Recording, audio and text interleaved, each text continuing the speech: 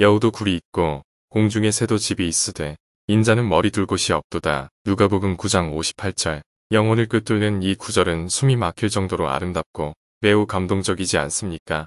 여우는 여전히 굴이 있고 새는 여전히 나무 높은 곳에 둥지가 있지만 여러분의 주 예수님은 이 땅에서 쉴 곳이 없습니다.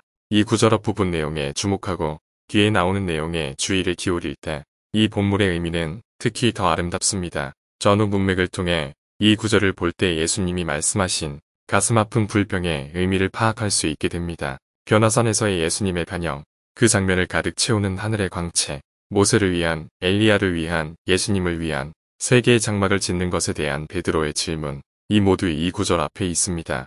예수님께서 예루살렘으로 여행을 계속하실 때 사마리아인들이 숙소 제공을 거부한 것도 마찬가지로 이 구절 앞에 있습니다. 사마리아인들이 숙소 제공을 거부했기 때문에 예수님은 춥고 거친 땅에서 밤을 보내야 했습니다. 여우도 그 땅에 굴을 파고 땅 한가운데 피난처를 찾을 수 있었습니다. 새도 그 땅 위로 높이 날아올라 둥지로 피신할 수 있었습니다. 그러나 인자 더 선 오브맨에게는 그의 피곤한 머리가 쉴 곳이 없었습니다. 변화산에서 하늘의 궁전의 문이 그에게 열리고 또는 베드로가 그를 위해 장막을 세우겠다고 말했을지라도 예수님은 쉴 곳이 없습니다. 사실 이 세상은 여우가 그 발톱으로 그리고 제비가 그 날개를 이용하여 각각 거처를 만드는 데 적합했지만 예수님에게는 적합하지 않았습니다. 인자를 위해서 이 세상은 적합하지 않았습니다. 예수님은 그 광채가 그를 변화산에서 감싸고 있었던 것 같이 더 높은 세계에 속해 있었습니다. 거기는 여우도 굴을 파지 못하고 종달새도 날지 못하는 더 완벽한 세상입니다.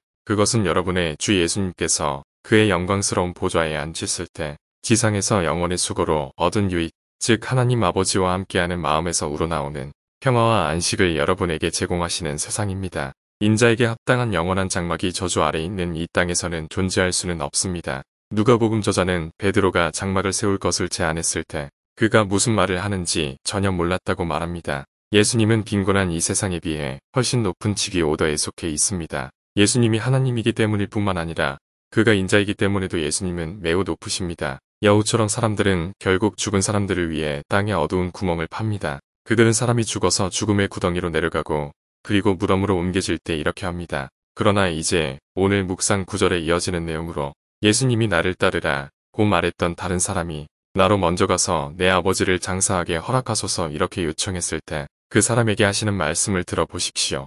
예수님은 누구든지 자신을 따르고자 하는 사람에게는 무덤이 없다고 말씀하십니다. 죽은 자들로 자기의 죽은 자들을 장사하게 하고 너는 가서 하나님의 나라를 전파하라. 마찬가지로 새가 둥지를 짓듯이 사람들은 거주할 곳을 짓는 일에 탁수합니다. 그러나 그 집은 결코 자신의 영원한 집이 될 수 없습니다. 예수님께서 또 다른 사람의 다음과 같은 간청을 끈질기게 거절하시는 것을 보십시오. 주여 내가 주를 따르겠나이다마는 나로 먼저 내 가족을 작별하게 허락하소서. 아니.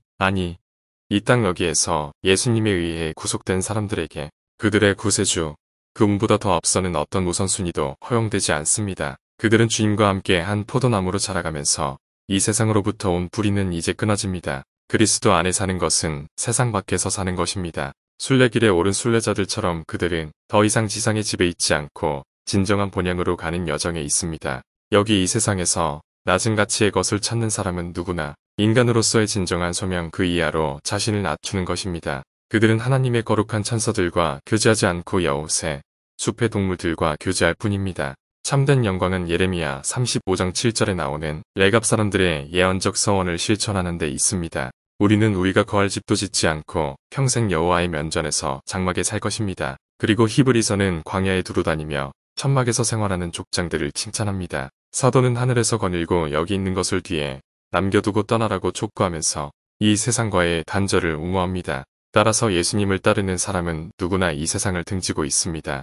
예수님을 따르는 여인은 반복해서 자신의 매력이 쇠퇴해지는 것을 발견합니다. 마음과 영혼 속에서 그녀는 자신의 영광을 십자가에 못 박습니다. 그것은 행복에 대한 갈망을 버리기 때문이 아니라 더 크고 더 높고 더 풍성하고 더 찬란한 영광을 갈망하기 때문입니다. 예수님에 따르면 남자는 소망 안에서 이미 그의 고요한 마음이 거룩한 기쁨으로 부풀어 오르는 것을 발견하는 그러한 영광을 갈망합니다. 이것이 하나님 나라의 순결한 광채와 신성한 장엄함 안에서 누리는 기쁨입니다. 그 찬란함이 한번 빛나고 마침내 여러분의 영혼이 밤낮으로 갈망해 왔던 축하의 날이 도래할 때 오 하나님의 택하신 자녀여 이는 실로 자신들 굴로 기어가는 것은 여우들이 아닐 것입니다. 여기서 여우들은 불신자들을 말합니다. 이사야 2장 19절의 선지자의 말씀대로 이 땅에서 영광의 왕을 영화롭게 하지 아니한 자들입니다. 여호와께서 땅을 진동시키려고 일어나실 때에 그의 위엄과 그 광대하심의 영광에 놀라 아멸과 투굴로 도피하는 자들일 것입니다. 그때 해산하는 여자와 같은 고통과 비통함이 공중의 새와 같이 거만함에 이끌려왔지만 실상은 스스로의 가치를 낮추어 왔던 사람들을 압도하게 될 것입니다. 왜냐하면 그들은 레바논 높은 곳에 집을 짓고 백향목가지에 깃들였기 때문입니다.